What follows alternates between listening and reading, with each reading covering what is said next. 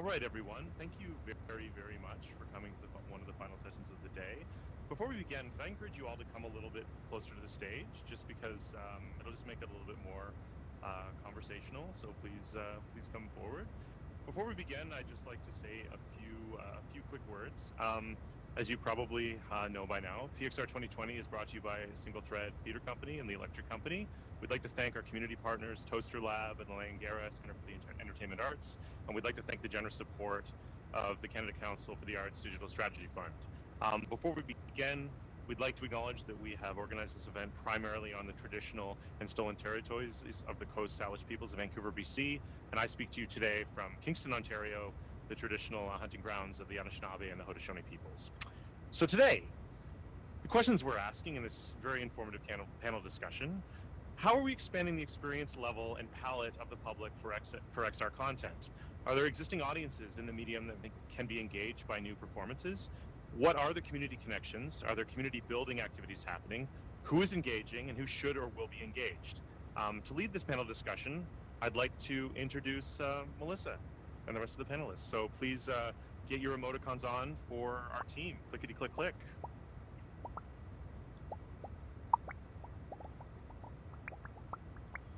I can talk again? You can talk again. Awesome. Okay, hi everyone. My name is Melissa Dex. I help lead the Vancouver, the Vancouver VR community with my colleague Adrian. We focus primarily on getting everyone into VR, so inclusion and diversity not only amongst our members and experience, but the different kind of things you can make in VR as well. Not just games, not just cinema, like we're all about the experimental, independent things that you can create with it. So I think this conversation is just going to be pretty casual, so I guess starting with Eric, just say some words about you and the kind of work that you do.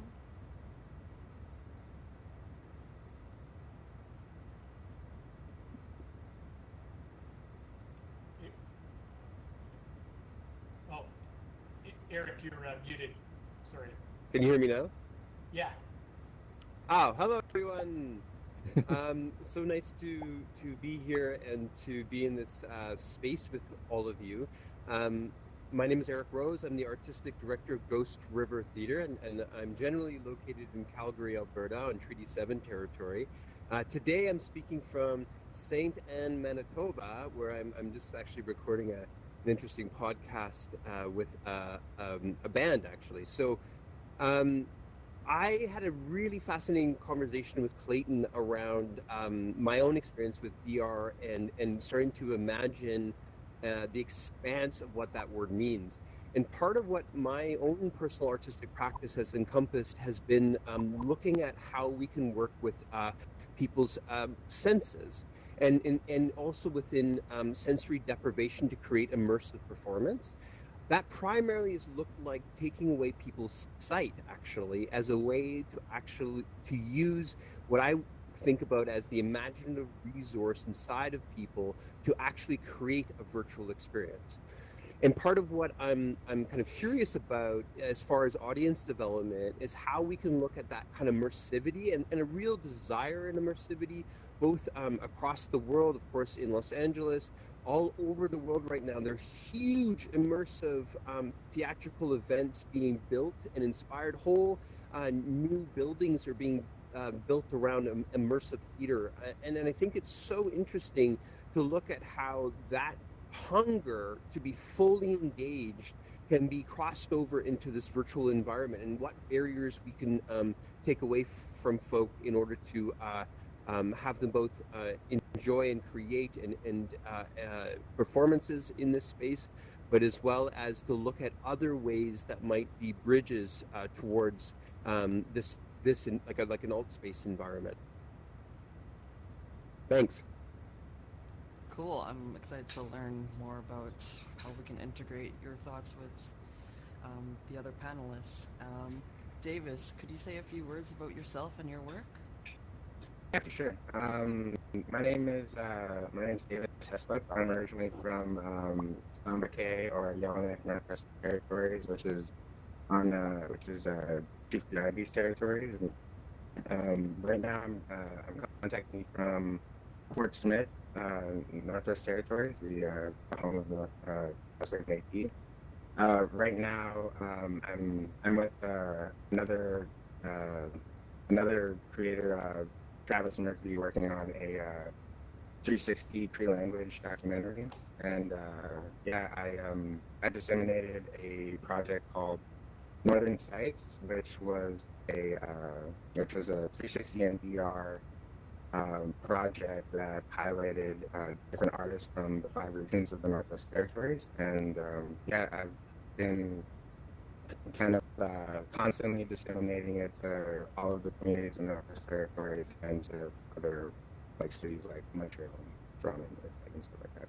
So it's been an interesting kind of ride to see how people react with this kind of with this new medium, and yeah, I'm really interested in like exploring it as kind of a format of preservation, like especially for different kind of like learning experiences and like VR talks and stuff like that.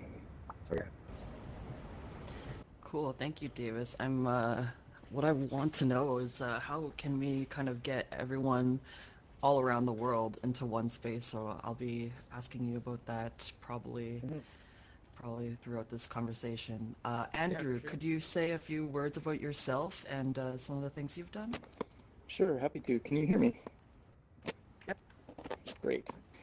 So hi, I'm Andrew Sempere. I'm here mostly as the head of engineering for Toasterlab, and my own company, the Place Lab, which focuses on locative work. I'm from the United States, but I live and work in Switzerland, so I'm coming to you from my living room in Lausanne, which is about 45 minutes outside of Geneva. In the context of the stuff today, I guess I'll tell you a little bit more about some of the stuff I've worked on, and then reveal something. So, I was one of the beta testers for Second Life when it launched as Linden World, and I was worked for 5 years at IBM Research, where I helped with their Second Life initiative. And I spent about 2 years of my life working on avatars and virtual meetings. And then during that time, I'm also an artist, and I got them to subsidize the IBM exhibition space, where we ran a multi-year program of kind of virtual art. And I was a part of the Not Possible in Real Life initiative and a few other things. So that's partially by explanation, but also, or partially by introduction, but also explanation, because I'm a huge VR skeptic. And so I'll probably represent that position on this panel, but it's not for lack of trying. What I've been doing lately is really trying to push the emphasis on performance related to layering and multiple realities using traditional technologies. So I'm super interested in maximizing the potential of cell phones. I worked a lot with off-the-shelf stuff like Microsoft Kinects before Apple stole them, and I do a lot with audio and archives. And I'm really interested in things like zines and punk gigs and house concerts and lo-fi type stuff. Awesome, thank you. I missed the lo-fi scene, but with the pandemic, it kind of limits us. We're gonna have to figure out how to do that in VR. It's awesome that you're a bit of a skeptic, because I think kind of being pessimistic about the technology will actually help you figure out ways on how to get people into the technology as well.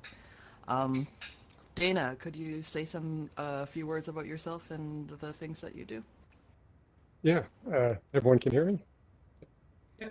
Uh, I'm Dana. I'm a Dana Dansereau. I'm a producer for the National Film Board out of Vancouver, which is specifically Coast Salish and Musqueam territory.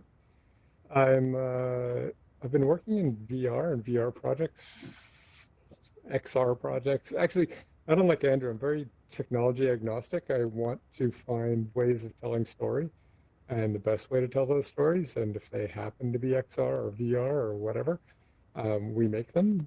Recent things of note, with my colleagues at the studio, we put on Badabin First Light, which we showed in Toronto for 7 days, in public in Nathan Phillips Square, which is actually where the piece itself takes place.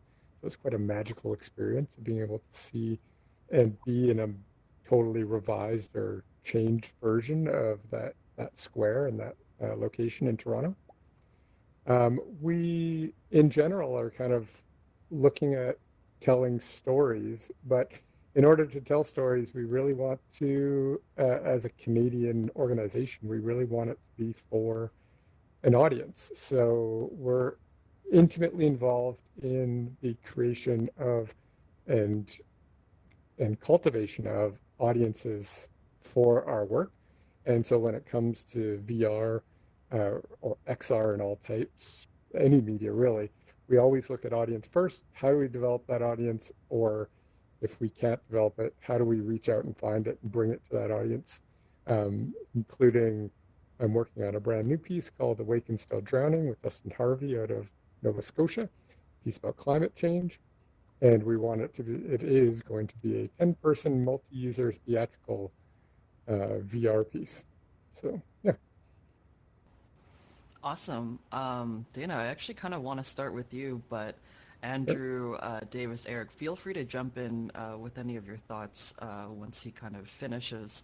One thing that I wanted to learn about was, VR's kind of been around for a while now, probably about 4 years in consumer hands.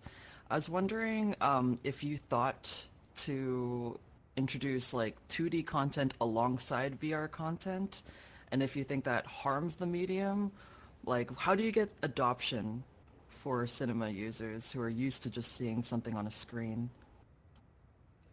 Well, I mean, we specifically have a large partnership with a bunch of media festivals, and we've been building work that sometimes goes back and forth. And actually in 2014, we built a piece called Circa 1948, which was a freestanding room scale box with 4 Kinects in it and 4 projectors, and you'd be able to walk in and be immersed in Vancouver in 1948. That same piece had a 2D screen component to it. So you were able to kind of explore the same world in a quasi-AR magic window way using an iPad or using a cell phone, or you could have this kind of premiere experience of actually going to the exhibition. The benefit of the app version was that 100,000 people could see it versus the installation version, which only, I don't know, probably about maybe about 1,000 people saw it in totality.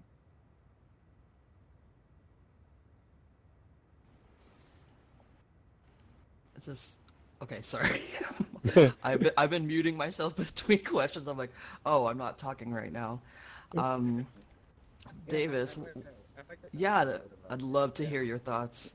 Like in some of the projects that we've been like working on with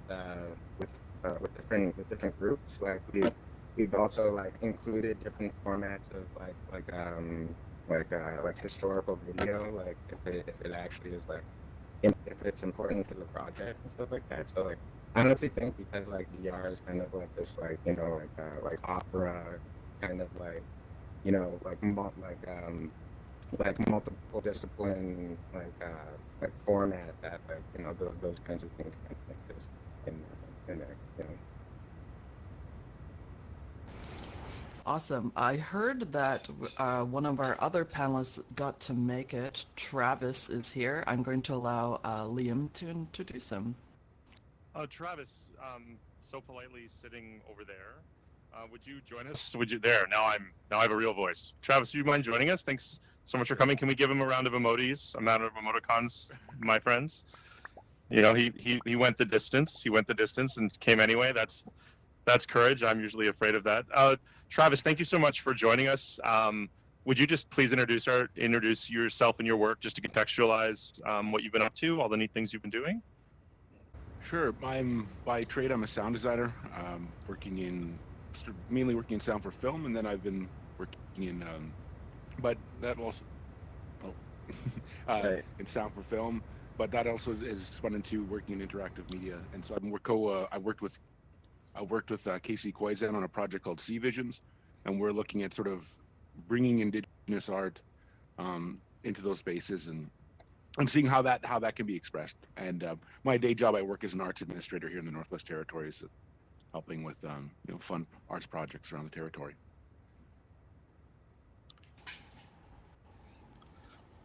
That's great, Travis. Thanks for joining us today. And Melissa, your panel. Sorry to interrupt. No, don't worry at all. Yeah. But with Travis coming in now, he's also going to be asked the second question. We'll just throw them into a pool of sharks.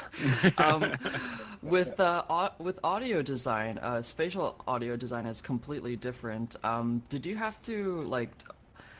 Because I found that once I went into VR, a lot of people thought I was crazy. With your colleagues, like once you started experimenting with spatial audio, was this something that the audio engineers really adopted quickly, or I'd like to hear your thoughts.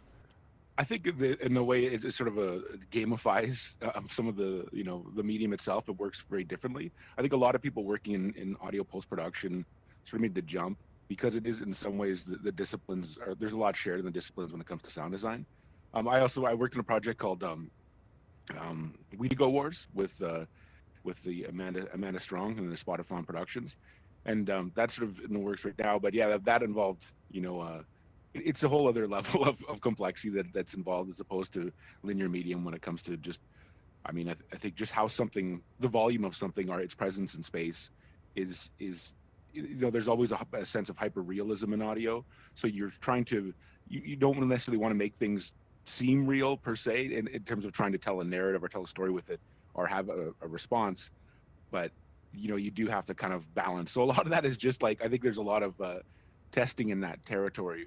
Because of the spatialization, it's different than how it would behave on screen-based media, and how like sound fades is a big one, and how big the sound is and how small it is. All those are fairly subjective, even though the medium itself kind of sort of leans to reality. It is still quite subjective as an experience.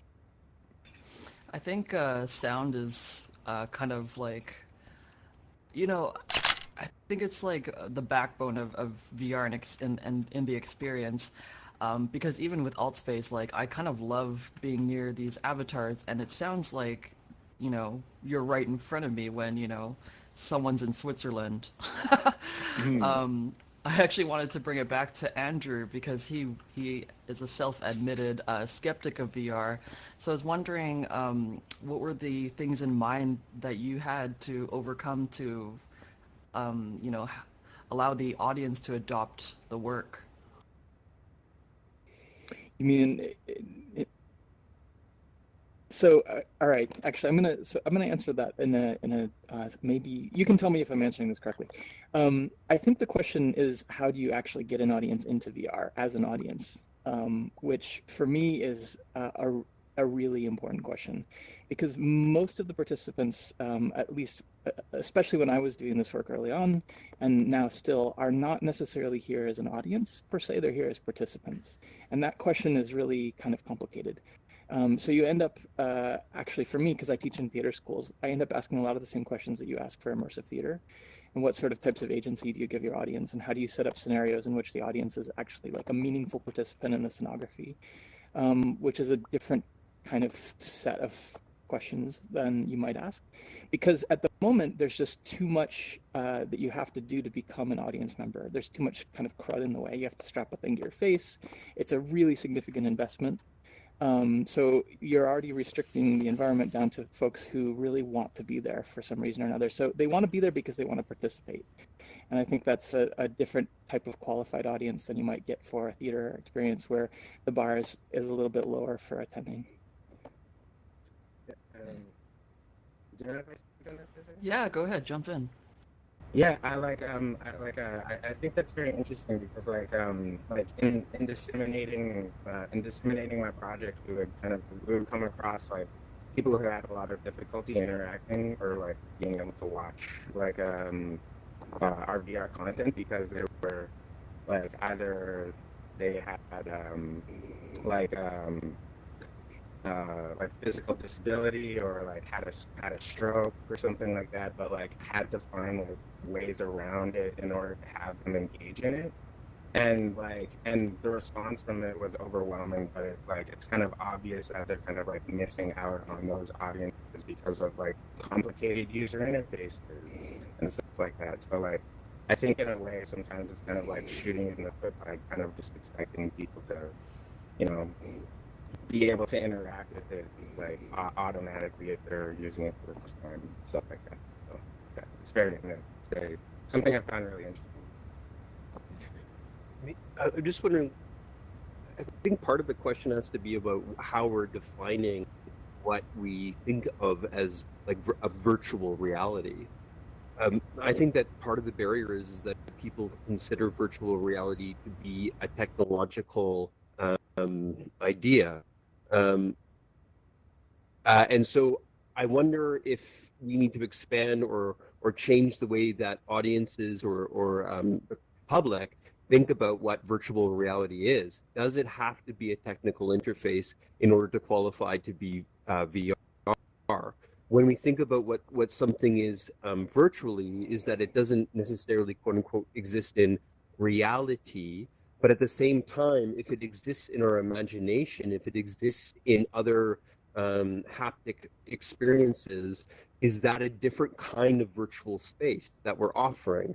And I guess so. So in some ways, I think that the barriers that we're talking about not are only say physical or potentially technological, but it's also the very idea of it, the philosophical kind of underpinnings of what like a virtual reality experience is, and I think that's just like an interesting way of opening up the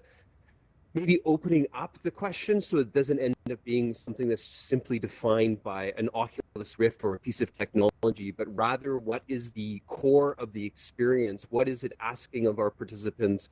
How do people create meaning from it? And how does it actually transport you somewhere else?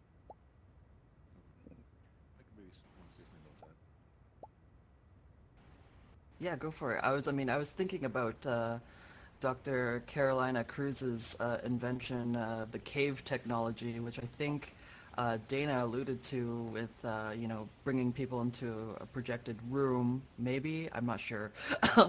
But, yeah. Travis, I'd love to hear your thoughts. I think for me and Davis, kind of our perspective is maybe a little bit different. Is we're coming from a very remote place, a remote region. I'm a Métis, Indigenous person, and a lot of the things that we're dealing with a lot of things that we're sort of dealing with is how to integrate technology into our sort of culture without and having to come to terms with this. I think there are these pervasive ideas that technology is de-indigenizing, and so you see that people have a sort of going deeper in really using technology, engaging with it deeply, is something inherently dishonest or sinful, or in some sense within an indigenous culture that had been under threat, by other forces, that people feel like the more they engage in that, the further away they get from the sort of the last moment of sort of stability that they had, And I think there's conversation about what is its purpose, and I think here there's I'm always kind of advocating for it as a place that we can then make sense of the situation that we're in that we are in communities that aren't designed like mining camps, that don't really have cultural services. People yearn to get the hell out of there. We have a constant brain drain issue.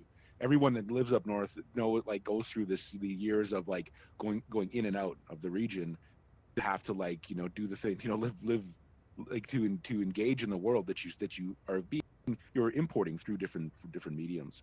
And so for us up here, I'm always kind of arguing the way to have a neighborhood, to have a city that we can go to, and say for Indigenous people to be able to inhabit a place that sort of has these relationships and friendships that you can nurture your creativity, which I think is, to me, that's like as much as there's all this very impressive interactivity and stuff, it can go beyond that and create community in ways that then people can express themselves verbally, and hand gestures, innuendo. Now that stuff is interactive. Now just being how your presence is not mediated through buttons, and a mouse, a single click. And I think that's something that when we show, like when Davis was telling me stories about showing elders and stuff, that they could go and do things that they remember doing when they were younger. Like they would go on the tundra, and there was a sculptor sculpting a polar bear, like this guy up there, out on the ice, and a woman was crying, an elder was crying because she never really was able to leave her house.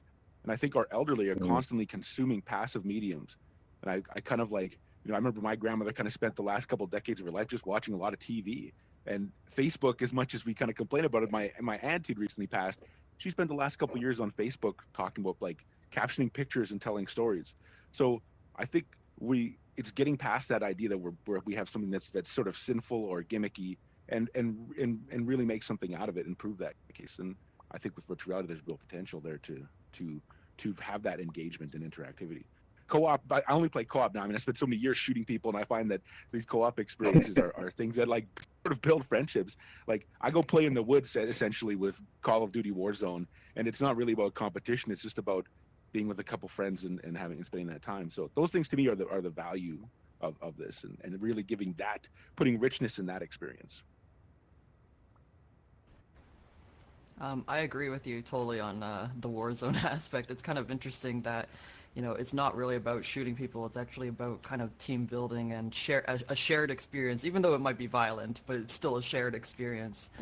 I was wondering, like, how, for us in the Vancouver VR community, I found it hard to find our tribe. So I'm actually curious how VR was introduced to your communities. Like, how did you sell it? Do you think it's a marketing thing? It feels like it's marketing, but I want to say that it's just introducing tools for good. Anyone can take this.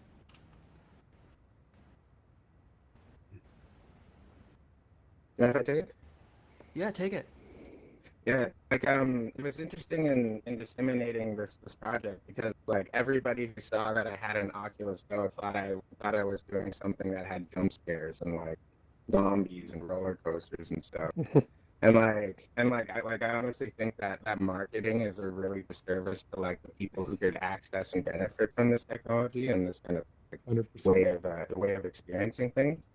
And like it would typically be like an older couple would walk by and be like, I don't know about that, and then like somebody would come over and then like check it out and be like, are you selling these? Like this is amazing. Like being like it was a lot of work kind of like breaking past that kind of first initial barrier of being like, oh, am I gonna be in like a gotcha video? Like I feel so vulnerable, you know, like I can't like, you know, I'm like basically like closing, you know, my world and like allowing somebody else the access to kind of take me through this experience. And I think in some ways like that's kind of like intimidating, you know? So yeah, it's been interesting to see how people kind of like their first initial like expectations, like the predetermined expectations of what this is, and to also kind of like see those change.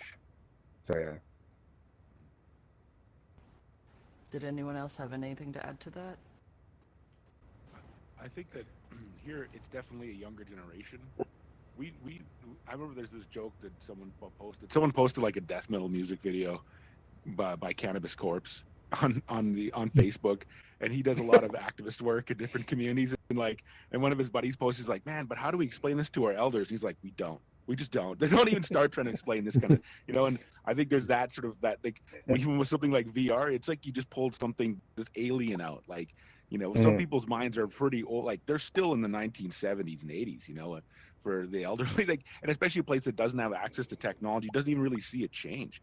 Like, you know, I mean, pulling out a MacBook Pro, I mean, at one point in time, I was just like, whoa, like, you know, like this impressive device, right? And I'm like, oh yeah, I guess so, right? A lot of people around don't have access to these kinds of things. So I think it's definitely that comfort is coming from younger generations, and I think Indigenous people are still in that process of trying to figure out if technology is for them, you know, and that's, you know, you got to keep it secret. Like like I mean the looks that I get, right, when I said I wanted to go into sound design, it was just like vacant, like what, you know, like don't even know what that means. what exactly you're going to do. So I think that thing is sort of, it comes from a younger generation. But the interesting thing I think in the north is a big pivot point is that cell phones were like this thing that we really wanted to push for digital literacy and people to have access to technology, and then overnight, if everyone had a phone, and it's universal in small communities. You wouldn't think, why do you need a cell phone in a town of like 300 people? But everyone's got a cell phone, and because we have these inherent sinful biases about it, we don't necessarily take advantage of it. So when we talk about, say, in when I work in arts and culture, we talk about leveraging like technology is always like, but they don't have access and they don't have computers. It's like, but every single one of them, almost every single one of them has cell phones. You know, my elderly, you know, uncle who's like in his 70s, he grew up in a trap line raising sled dogs. He's got a cell phone and he uses it often, you know, gossip, and he has a cab company, but like there's these ways in which we can use them to make them to make sense of it, I think, and fit it into our world. And there's that conflict, I guess. So I mean, I guess it's like seeing things, not seeing just the simple side and trying to like work with that, but seeing how is technology already being used in these like almost like totally natural ways. Like it just naturally fell into place. And I think with VR, I think for me it's going to be education. I hope that's kind of where we can get kids to like interact with others, in our region. Like that would be the ideal, like Minecraft education, for example, like guided play, where we can build etiquette around technology. And it's not this thing that we just ignore and just let all the bad shit exist in, sorry. But that's, yeah.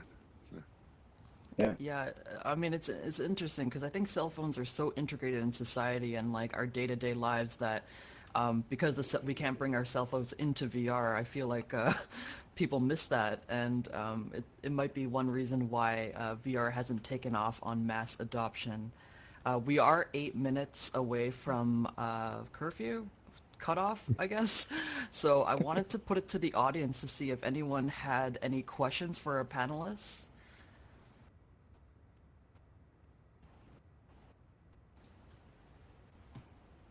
I think there's like how do I Raise your say hand. like, yeah, can you raise your hand? Yeah, it's in the bottom right of your user interface. You should be able to see a button that says raise hand. If you click that, you'll get on a queue of people to ask questions. And we have someone on the queue. We have an early adopter who would like to ask a question. For the rest of you, please join in. Chris from the Culch, do you have a question for our panelists? Hello, everyone can hear me? Yep. Yeah, I wonder if any of you could speak with your successes or challenges on experiences where you're bringing the audience to a space or the devices that you are providing for them versus like sending your experiences out to devices that people already have wherever they are. Because I feel like those are two very different approaches that I'm curious about. Oh yeah, I can speak to that. Oh, We're all there. Nope, go ahead. Who's Okay, I'll go. So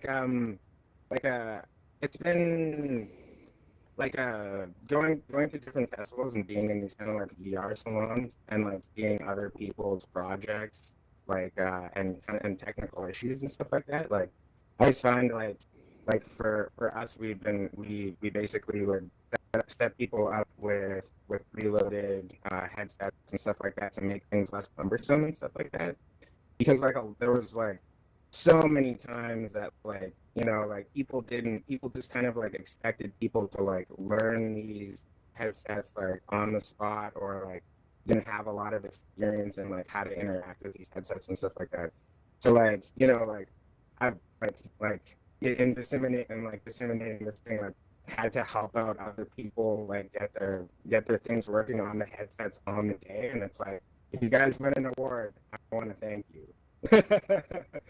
Basically. So like having somebody there who's like tech savvy and who actually like knows what the like knows how to use the headsets through and through, and how to like deal with creative problem solving and finding out how to make things work. You know what I mean? Like for example, like putting somebody into like a virtual experience who's like say like has like a mental illness or a disability or something like that, like having to put your thumb over the sensor and put it on their face instead of like having them do a ton of different steps in order to like access the content. So but like having somebody there like is nice, like that actually knows complete ins and outs of this. So, yeah. Dana, did you have something to add to the question? Yeah, I was just gonna add that as part of the build process of your project is definitely keep in mind that delivery method and who could possibly docent or who could volunteer or how simple you can make it for them. There's a bunch of usability solutions that are out there, and you just have to think that process out and make sure it's really well considered, that it automatically resets if someone takes it off their head, and a bunch of other silly little details that could drive your volunteers crazy if you don't keep them in mind, where they could be very simple technical solutions for kind of setting up and making it relatively easy. And if there's another side to that question is, I think that sort of work is invaluable. I think bringing something that is usable to a community and sending like 10 headsets into a rural community, or doing whatever you can to kind of get it out there so the youth of that community, the adults of that community, the seniors of that community can experience it, is vitally, vitally important. So there's kind of two sides to that. One, make it easy. Two, figure out how to get money to put it in headsets and bring it to people where they are, or not necessarily headsets, as we talked about. So whatever technology. I think part of it seems to be also, in many ways, how do you integrate the meaning of what it is to actually put a headset on or to use a piece of technology? If it's divorced from the actual experience itself, and it feels like a lot of trouble to either bring somewhere or bring people to it, there's always going to be a lot of systematic barriers. I think that the idea of that full integration, like and really trying to understand how whatever your outcome that you want, it is directly linked to the physical reality of whatever the device is, what its intention is, and what its potential is. And I think that sometimes we think that all we need is a headset for something to happen, but the headset is just a tool towards either gathering community, or is it about a creative space that you're trying to have people interact with? But it has to be essential. It has to be something that isn't currently present within a community to make it vital to their experience of the world, how they're making meaning, how they think about themselves. That's what we do as artists. That's the bottom line. The tools that we use need to be available and need to be accessible in a way that doesn't also make it, to be honest, a somewhat elitist practice. And so how do you make these things available, not only in a novel way, but also available in a way that people can see real impact, and benefit from, not just from a single artistic experience, but also from a way of thinking about themselves in the world, and how they might reach out. I mean, one of the things I think is just absolutely amazing about VR is the potential to meet people in a way that has quite a lot of meaning, has gestures, has a sense of presence. Because I think that's, if I was to say, one of the single most largest barriers in VR is this idea that you're not really present. How do we get people to think about a new way of experiencing that presence? And one of the things that I've certainly felt is just like you were saying, Dana, in many ways, that there's something interesting about modulation of voice, about people looking at each other. There's a sense of presence here, and it's how do we get people to in many ways just experience what's here.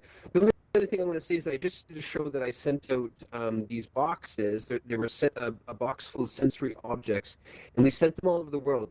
New Zealand, Russia, Serbia, all over the place. And one of the major reasons why I wanted to do that was to actually bridge what felt like a 2D interaction online with the streaming process with something tangible, that every single audience member had the same thing, that they were experiencing something that was the same at the simultaneously from anywhere in the world. And that somehow made it equal, or made it feel like they weren't missing something if they weren't in a live space compared to a virtual space, compared to wherever they were. And I think that's there's some really interesting ways for us to start to consider how to make it really, really accessible and meaningful. Sorry. I wanted Eric to keep going because he's just saying such amazing thoughts, and like honestly, I was like, oh, we're at time, but he's just I really agree with everything he's saying, and he's being so helpful. But I just wanted to say we're at time. I would love to continue the conversation. So panelists, come out to the floor. This looks like the Commodore Ballroom, man. Like, that's all I can think of. So let's just continue the conversation with the audience, because yeah, you guys have so many amazing experiences and insights to share with everyone. Do I could show your emojis for our panelists? Thank you so much for coming.